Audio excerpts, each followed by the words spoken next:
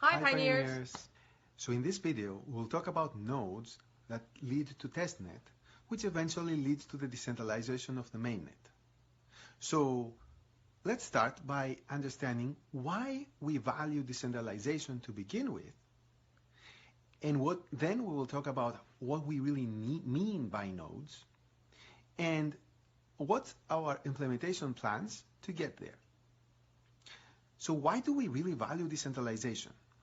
At Pi Network, we believe that ordinary people should have a greater voice and capture a greater share of the value they create in society. We believe that the best way to achieve this goal is by building a decentralized currency and economy.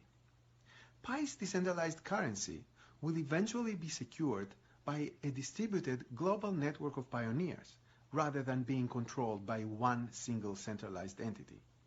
Pi's global network will be ultimately self-governed, meaning that the community can shape how Pi evolves over time.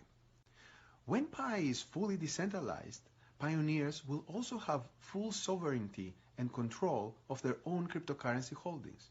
Pioneers that want to help secure Pi's currency can choose to become a node. Nodes are the fourth role in the Pi ecosystem and run on computers instead of mobile phones.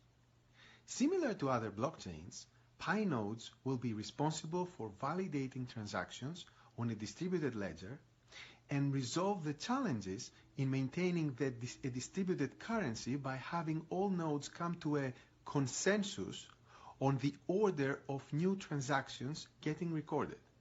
Unlike nodes that use proof-of-work protocols such as Bitcoin and Ethereum, Pi nodes use a different consensus algorithm based on the Stellar Consensus Protocol.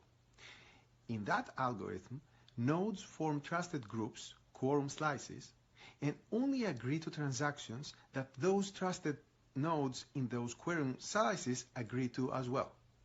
The security circles from Pi mobile miners aggregate into a global trust graph that enables Pi nodes to form quorum slices to determine who can and cannot validate transactions on a shared ledger.